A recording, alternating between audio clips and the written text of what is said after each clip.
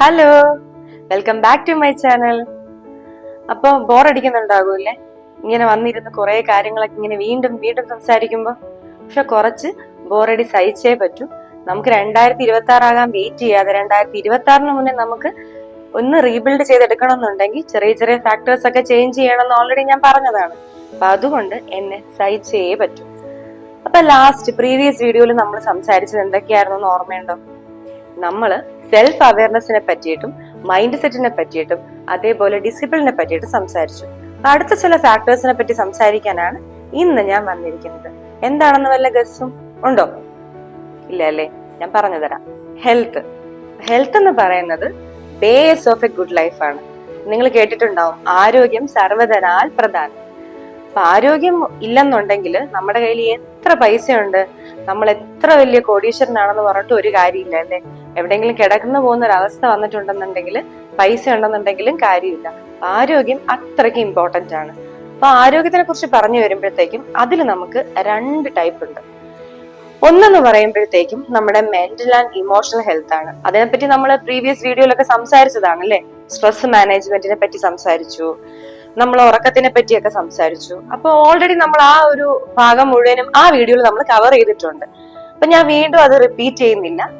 അടുത്തതെന്ന് പറയുന്നത് physical health ആണ്. ഫിസിക്കൽ ഹെൽത്ത് എന്ന് പറയുമ്പോഴത്തേക്കും അതിൽ നമ്മൾ ശ്രദ്ധിക്കേണ്ട കാര്യം എന്താണ്? കംപ്ലീറ്റ്ലി നമ്മളുടെ ബോഡിയുമായിട്ട് റിലേറ്റ് ചെയ്ത് വരുന്ന കാര്യങ്ങളാണ്. മൊത്തം നമ്മളുടെ ശരീരവുമായി ബന്ധപ്പെട്ടിരിക്കുകയാണ് കേട്ടോ. അപ്പൊ നമ്മൾ നമ്മളുടെ ശരീരത്തിനെ എത്രത്തോളം ശ്രദ്ധിക്കുന്നോ അത്രത്തോളം നമ്മൾ ആരോഗ്യത്തോടെ ഇരിക്കും. അപ്പൊ അതിൽ ചില കാര്യങ്ങൾ എന്തൊക്കെയാണെന്ന് പറയുമ്പോൾ ആദ്യത്തെ കാര്യം എന്ന് പറയുന്നത് നമ്മൾ ഈ അകത്തോട്ടേക്ക് കൊടുക്കുന്ന സാധനങ്ങളാണ് നമ്മുടെ ഫുഡ് ഐറ്റംസ്. നമ്മൾ നമ്മുടെ ശരീരത്തിന് വേണ്ട നല്ല ആഹാരങ്ങൾ മാത്രം കഴിക്കാൻ ശ്രമിക്കണം. മാക്സിമം നമ്മൾ ജങ്ക് ഫുഡ്, പുറത്ത് പോയി നമ്മൾ ഫുഡ് കഴിക്കുകയാണെങ്കിൽ പോലും ജങ്ക് ഫുഡിനെ അവോയ്ഡ് ചെയ്തിട്ട് കുറച്ച് ഹെൽത്തി ആയ ഫുഡൊക്കെ ഒന്ന് കഴിക്കാൻ നോക്കുക. നമ്മൾ ഹെൽത്തി ആയിട്ട് എന്തൊക്കെയാണോ അകത്തോട്ട് കൊടുക്കുന്നത് അതിനനുസരിച്ച് നമ്മുടെ ശരീരവും പ്രത്യേകിച്ച് നമ്മുടെ സ്കിന്നും നല്ല അടിപൊളിയായിട്ട് ഇരിക്കും കേട്ടോ. കുറച്ചൊക്കെ എന്നെ പോലെ എന്ന് പറഞ്ഞാൽ ഞാൻ ഇപ്പൊ ഈ ഒരു റീസ്റ്റാർട്ട് തുടങ്ങി പിന്നെ നല്ല നല്ല ഫുഡുകൾ മാത്രമാണ് കഴിക്കുന്നത്. നല്ല നല്ല ഫുഡ് എന്ന് പറയുമ്പോഴത്തേക്കും ഭയങ്കര ലക്ഷറി ആയിട്ട് ഒരുപാട് പൈസയൊക്കെ മുടക്കി എന്തൊക്കെയോ വാങ്ങി കഴിക്കുന്നു എന്നൊന്നും വിചാരിക്കരുത്. നമ്മുടെ വീട്ടിൽ കിട്ടുന്ന അത്യാവശ്യം നല്ല പച്ചക്കറികളും നല്ല ഫ്രൂട്ട്സും ഒക്കെയാണ് ഞാനിപ്പോ കൂടുതലും കഴിക്കുന്നത്. അതുകൊണ്ട് തന്നെ അത്യാവശ്യം നന്നായിട്ടൊക്കെ സ്കിന്നൊക്കെ ഒന്ന് ചേഞ്ച് ആയി തുടങ്ങിയിട്ടുണ്ട്. അപ്പൊ നിങ്ങൾക്കും അതേപോലെയൊക്കെ ഒരു ചേഞ്ചിലോട്ട് പോകണം എന്നുണ്ടെങ്കിൽ ഫുഡ് നമ്മൾ ശ്രദ്ധിച്ചേ പറ്റും. അപ്പൊ നല്ലൊരു ബാലൻസിങ് ഡയറ്റ് എടുക്കാൻ പറ്റിയ വളരെ നല്ലൊരു കാര്യമാണ് കേട്ടോ. ബാലൻസിങ് ഡയറ്റ് എന്ന് പറയുമ്പോഴും ഞാൻ ഈ പറയുന്നത് പോലെ ഭയങ്കര നമുക്ക് അഫോർഡബിൾ അല്ലാത്ത കാര്യങ്ങളൊന്നും വേണ്ട. നമുക്ക് അഫോർഡബിൾ ആയ ഒരുപാട് സാധനങ്ങളുണ്ട്. ഇപ്പൊ ഫ്രൂട്ട്സിന്റെ കാര്യം എടുക്കുമ്പോഴത്തേക്കും സീസണൽ ആയിട്ട് നമുക്ക് ഒരുപാട് ഫ്രൂട്ട്സ് കിട്ടും അല്ലെ? നല്ല റേറ്റും കുറഞ്ഞു കിട്ടും. അത് നമ്മൾ ചിലപ്പോൾ ചില സൂപ്പർ മാർക്കറ്റിലോ അല്ലെങ്കിൽ മോറ് പോലുള്ള സൂപ്പർ മാർക്കറ്റ്സിലൊക്കെ പോവുകയാണെന്നുണ്ടെങ്കിൽ സീസണൽ ഫ്രൂട്ട്സ് ഒക്കെ നല്ല റേറ്റ് കുറവ് നമുക്ക് കിട്ടും കേട്ടോ. അതൊക്കെ അത്യാവശ്യം കുറച്ച് വാങ്ങി വെച്ച് ഫ്രൂട്ട്സ് ആയിട്ടും ജ്യൂസ് ആയിട്ടും ഒക്കെ കഴിക്കുന്നത് തന്നെ ശരീരത്തിന് വളരെ നല്ലതാണ്. ഒരു ബാലൻസിങ് ഡയറ്റ് എന്ന് പറയുമ്പോഴത്തേക്കും നമുക്കത് വേറൊരു വീഡിയോ തന്നെ ചെയ്യാം. അതാകുമ്പോഴത്തേക്കും അത്യാവശ്യം ഒരു ബാലൻസിങ് ഡയറ്റ് നമുക്ക് അഫോർഡബിൾ ആയിട്ടുള്ള വെജസ് ആൻഡ് ഫ്രൂട്ട്സ് വെച്ച് എങ്ങനെ ചെയ്യാന്നുള്ളത് ഞാൻ കാണിച്ചു തരാം. പിന്നെ അടുത്തൊരു സംഭവം എന്ന് പറയുന്നത് ഉറക്കമാണ് കേട്ടോ. അപ്പൊ വിചാരിക്കും ഉറക്കത്തിനെ പറ്റി നീ ഇത് എത്രാമത്തെ തവണയാണ് പറയുന്നത്? ഉറക്കം ഒരു വലിയ ഇമ്പോർട്ടന്റ് ആയ കാര്യമാണ് മക്കളെ.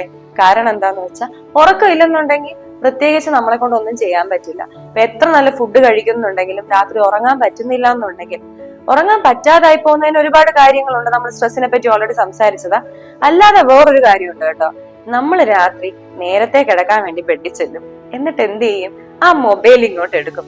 ഇരുന്ന് അങ്ങോട്ട് സ്ക്രോളിംഗ് ആയിരിക്കും അല്ലെ?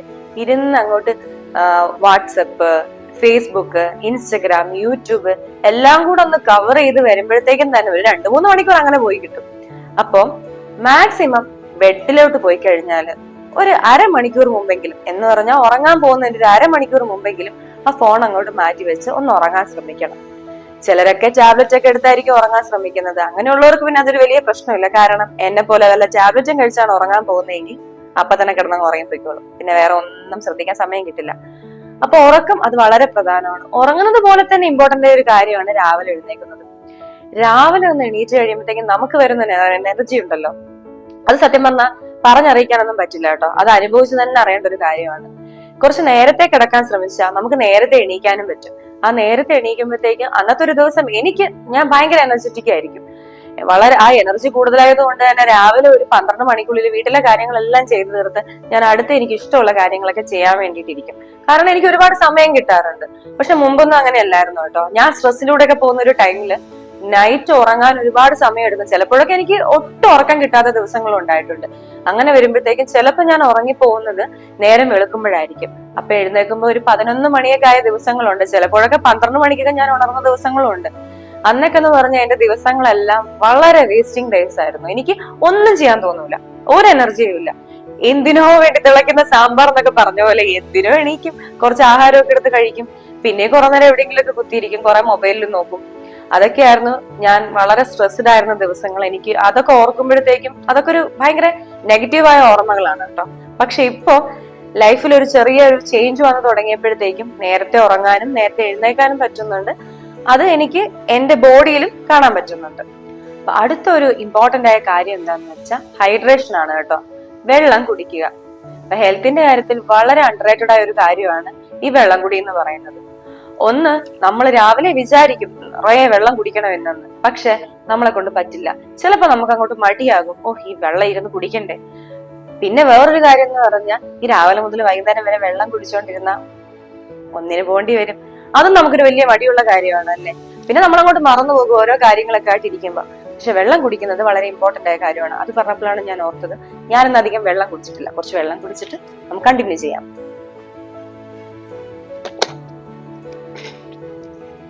ഞാനും നിങ്ങളെ പോലെ തന്നെയാണ് കേട്ടോ. വെള്ളം കുടിക്കാൻ അത്യാവശ്യം നല്ല മടിയുള്ള ഒരാളായിരുന്നു. അതുകൊണ്ട് അത്യാവശ്യം ഹെൽത്ത് പ്രോബ്ലംസ് ഒക്കെ വന്ന് ഇപ്പൊ എങ്ങനെ പോയാലും ഒരു 2 to 3 ലിറ്റർ വാട്ടർ എങ്കിലും എല്ലാ ദിവസവും ഞാൻ ഇപ്പൊ കുടിക്കാൻ ശ്രമിക്കുന്നുണ്ട്.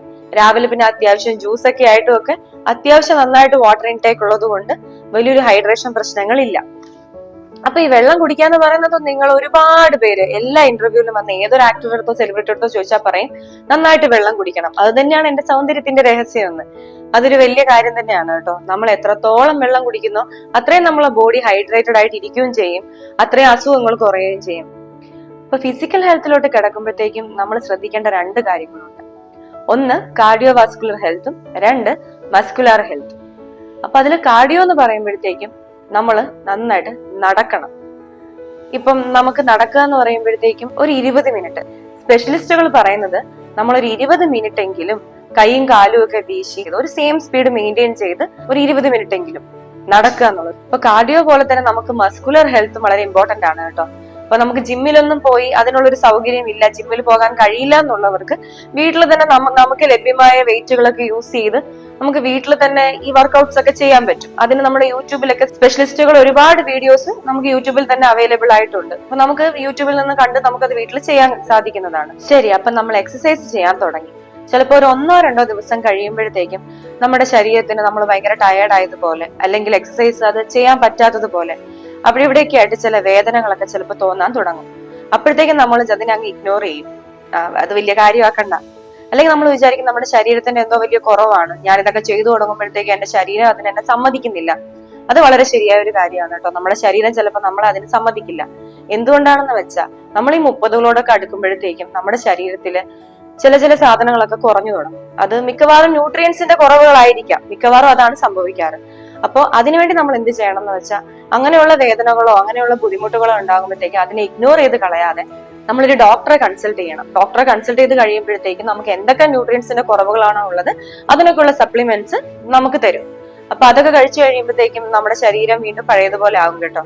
പക്ഷെ പലരുടെയും ഒരു തെറ്റിദ്ധാരണയാണ് നമ്മളൊരു ഡോക്ടറെ കൺസൾട്ട് ചെയ്യുക, സപ്ലിമെന്റ്സ് എടുക്കുക എന്നൊക്കെ പറയുന്നത് നമ്മളെ കൊണ്ട് അഫോർഡ് ചെയ്യാൻ പറ്റാത്ത എന്തോ ഒരുപാട് പൈസ മുടക്കുള്ള കാര്യമാണെന്ന് നമുക്കൊരു ധാരണയുണ്ട്. പക്ഷെ സത്യം പറഞ്ഞാൽ നമ്മളെ അങ്ങനെ തോന്നിപ്പിക്കുന്നത് നമ്മൾ ചുറ്റും കാണുന്ന പരസ്യങ്ങളൊക്കെയാണ് കേട്ടോ. അതൊക്കെ നമ്മുടെ വെറും തെറ്റിദ്ധാരണ മാത്രമാണ്.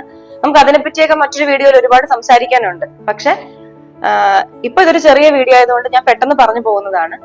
നമ്മൾ ഈ സപ്ലിമെന്റ്സും കാര്യങ്ങളും ഒക്കെ മേടിക്കാൻ വേണ്ടിയിട്ട് നമ്മൾ വലിയ വലിയ ബ്രാൻഡിന്റെ സപ്ലിമെന്റ്സ് ഒന്നും മേടിക്കണം എന്നില്ല. നമ്മൾക്കിപ്പോ നമ്മുടെ ചുറ്റുവട്ടത്തുള്ള ഒരു ഗവൺമെന്റ് ഹോസ്പിറ്റലിലോട്ട് നമ്മൾ പോവുകയാണെങ്കിൽ തന്നെ നമ്മുടെ അത്യാവശ്യം ബ്ലഡ് ടെസ്റ്റും കാര്യങ്ങളും എടുക്കുമ്പോൾ തന്നെ ഡോക്ടേഴ്സിന് മനസ്സിലാവും എന്തൊക്കെ കുറവുകളാണ് നമുക്കുള്ളതെന്നും അതിനനുസരിച്ചുള്ള സപ്ലിമെന്റ്സ് ഒക്കെ നമുക്ക് ഫ്രീ ആയിട്ട് തന്നെ ഹോസ്പിറ്റലിൽ അവൈലബിൾ ആണ്.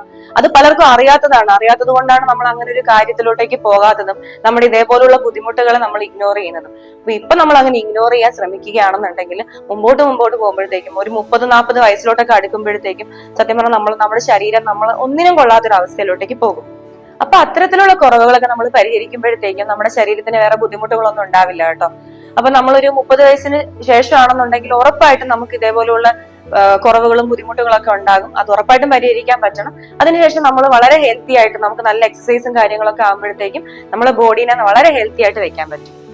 അപ്പൊ ലൈഫ് റീസെറ്റിംഗിന്റെ 5ാമത്തെ ഇമ്പോർട്ടന്റ് ഫാക്ടർ എന്താന്ന് പറയുന്നത് ബൗണ്ടറി സെറ്റിംഗ് ആൻഡ് റിലേഷൻഷിപ്പ് ആണ് കേട്ടോ. അത് രണ്ടും ഭയങ്കര കണക്റ്റഡ് ആണ്.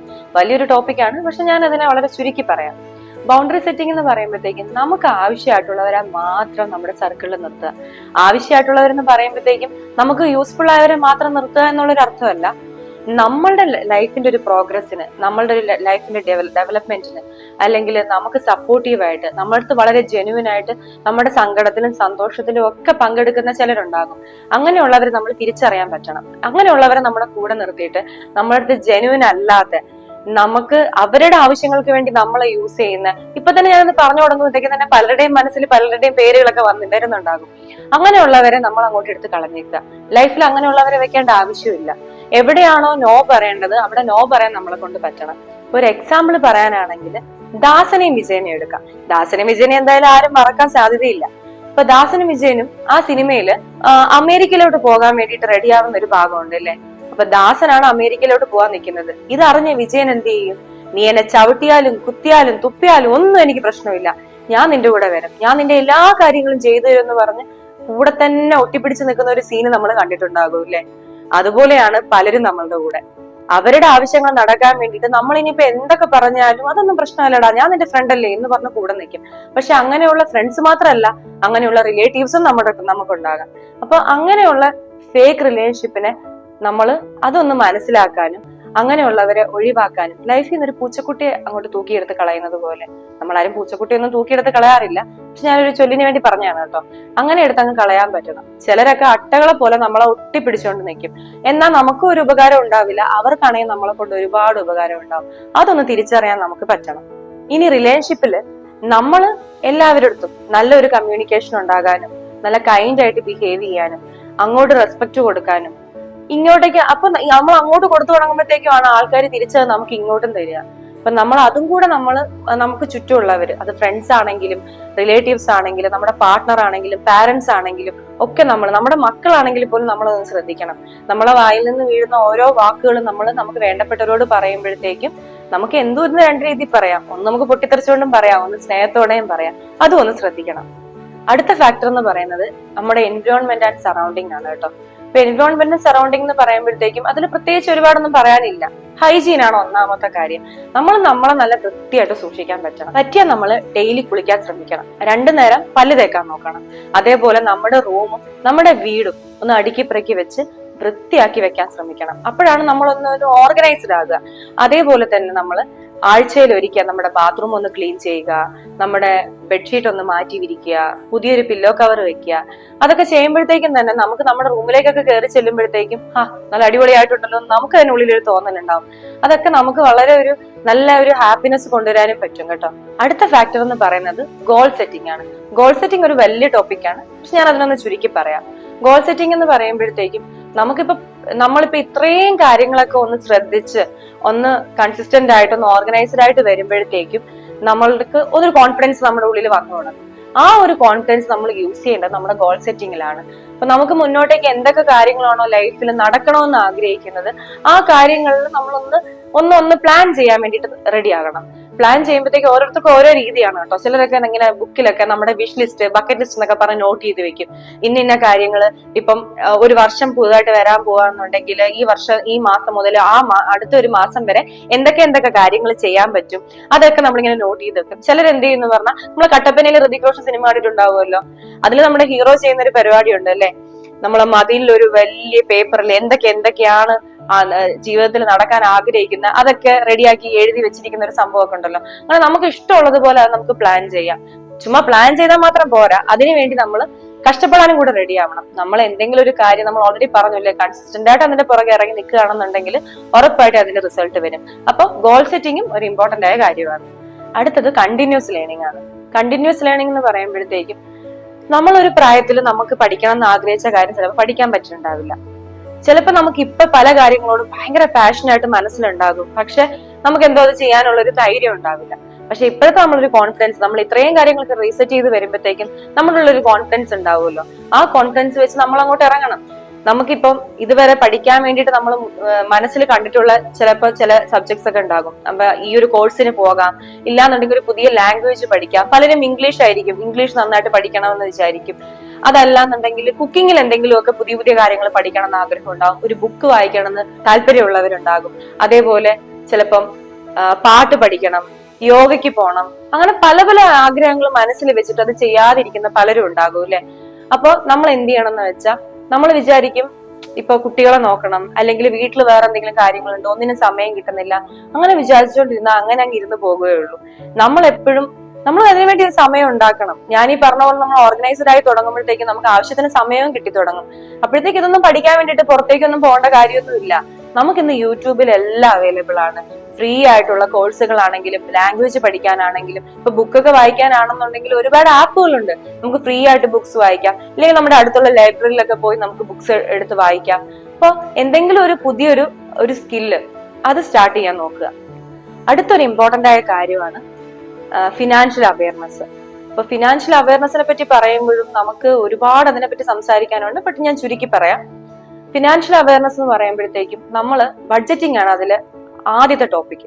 ബഡ്ജറ്റിംഗ് എന്ന് പറയുമ്പോൾ നമ്മൾ എന്താ ചെയ്യേണ്ടത്, നമുക്ക് മാസം നമ്മുടെ വീട്ടിൽ അല്ലെങ്കിൽ നമ്മുടെ ലൈഫിൽ നമുക്ക് ഒരു മാസം നമുക്ക് എത്ര രൂപ എക്സ്പെൻസ് ആവുന്നുണ്ടെന്നുള്ളൊരു കണക്ക് നമ്മുടെ കയ്യിൽ എപ്പോഴും വേണം. നമ്മൾ മൊത്തത്തിൽ നമ്മുടെ കിച്ചന്റെ ആണെങ്കിലും നമുക്ക് പേഴ്സണലി നമുക്ക് വേണ്ട ആവശ്യങ്ങളാണെങ്കിലും നമ്മൾ ചിലപ്പോൾ കുട്ടികൾക്ക് വേണ്ടി ചെലവാക്കുന്നുണ്ടാവും, പാർട്ട്ണർക്ക് വേണ്ടി ചെലവാക്കുന്നുണ്ടാവും, പാരന്റ്സിന് വേണ്ടി ചെലവാക്കുന്നുണ്ടാവും. അങ്ങനെ നമുക്ക് ഒരുപാട് ആവശ്യങ്ങൾ എന്താണെങ്കിലും ഒരു മാസം നമുക്ക് ആവശ്യം ഉണ്ടാവും. അപ്പൊ മന്ത്ലി എത്ര രൂപ നമ്മൾ ചെലവാക്കുന്നുണ്ട് എന്നുള്ളത് നമ്മൾ എപ്പോഴും ഒരു കണക്ക് വെച്ചിരിക്കണം.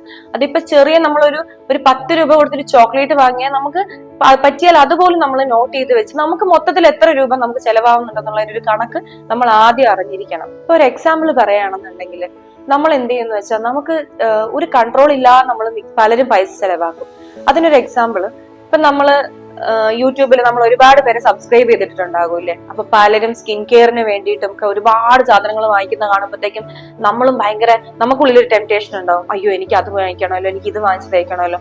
അതേപോലെ വീട്ടിലോട്ടേക്ക് കുറെ വീട്ടാവശ്യങ്ങൾക്കുള്ള ഉപകരണങ്ങൾ മേടിക്കുന്നു. അപ്പൊ നമ്മളും പലതും കണ്ട് നമ്മളും അങ്ങോട്ട് ഒബ്സസ്ഡ് ആവും, നമുക്കും അതെല്ലാം വാങ്ങിക്കണം എന്നുള്ളൊരു ആഗ്രഹം ഉണ്ടാവും. അപ്പൊ ശരിക്കും പറഞ്ഞാൽ നമ്മൾ ആലോചിക്കണം, അത് വാങ്ങിക്കാൻ പോകുന്നതിന് മുന്നേ നമ്മളൊന്ന് ചിന്തിക്കണം, എനിക്കതിപ്പോ സത്യം പറഞ്ഞാൽ അത്യാവശ്യമാണോ, അതെനിക്കിപ്പോ ആവശ്യമുണ്ടോ. അങ്ങനെ നമ്മളൊന്ന് കൺട്രോൾ ചെയ്യാൻ ശ്രമിക്കണം. ഇപ്പൊ പ്രത്യേകിച്ച് ജിപേ ഒക്കെ വന്നതിന് ശേഷം നമ്മളുടെ ഫുൾ മണിയും നമ്മുടെ അക്കൗണ്ടിലാണ് കിടക്കുന്നത് അല്ലേ.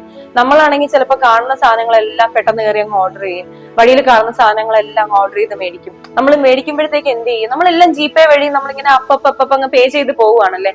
സത്യം പറഞ്ഞാൽ നമ്മുടെ അക്കൗണ്ടിൽ നമ്മൾ പിന്നെ എല്ലാം കഴിഞ്ഞ് നമ്മൾ വീട്ടിൽ വന്ന് ചിലപ്പോൾ അക്കൗണ്ട് സ്റ്റേറ്റ്മെന്റ് എടുത്ത് നോക്കുമ്പോഴായിരിക്കും നമ്മൾ അറിയുക നമ്മൾ ആവശ്യമുള്ളത് ആവശ്യമില്ലാത്തതായിട്ട് ഒരുപാട് സാധനങ്ങൾ പർച്ചേസ് ചെയ്തു എന്ന്. ഇപ്പൊ ജിപേ ഒക്കെ വന്നതിന് ശേഷം അങ്ങനെയുള്ള ചില പ്രശ്നങ്ങളുണ്ട്. അപ്പൊ നമ്മൾ ഈ കൺട്രോളിങ്, നമ്മൾ ഈ പൈസയുടെ കാര്യത്തിൽ ചെറിയൊരു കൺട്രോളിങ് വരുത്താൻ നോക്കുക, ഈ ബഡ്ജറ്റ് ഒന്ന് ഉണ്ടാക്കി നോക്കുക. പിന്നെ ചെറുതായിട്ടുള്ള ചെറിയ സേവിങ്സ് കേട്ടോ. ഏറ്റവും ചുരുങ്ങിയത് മാസം നമ്മൾ ഒരു 1000 രൂപയെങ്കിലും മാറ്റി നമ്മളെ കയ്യിൽ വെക്കാൻ ശ്രമിക്കണം.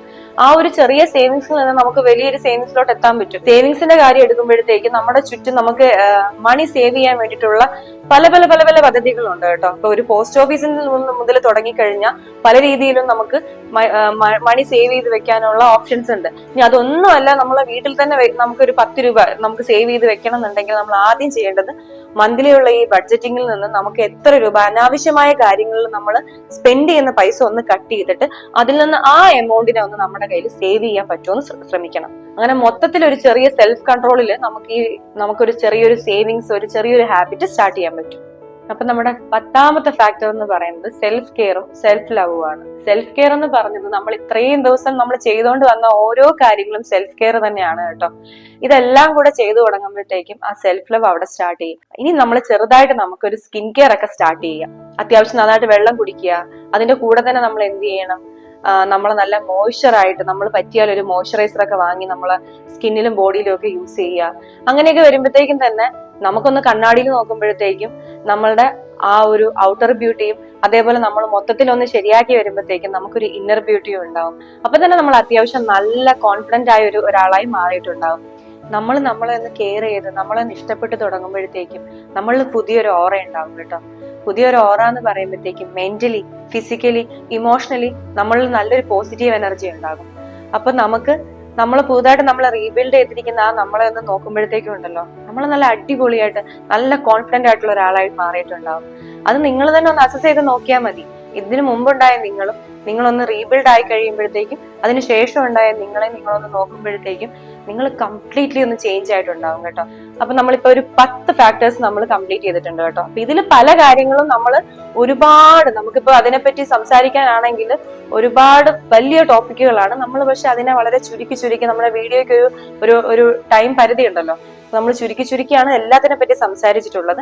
നിങ്ങൾക്ക് ആർക്കെങ്കിലും ഇതിൽ ഏതെങ്കിലും ഒക്കെ ടോപ്പിക്കിനെ പറ്റി ഒരുപാട് അറിയണമെന്നുണ്ടെങ്കിൽ കമന്റ് ചെയ്യണം. ഞാൻ അതിനെപ്പറ്റി നല്ലൊരു വീഡിയോ പ്രിപ്പയർ ചെയ്ത് വരുന്നതായിരിക്കും. അപ്പൊ അതുവരേക്കും ബൈ.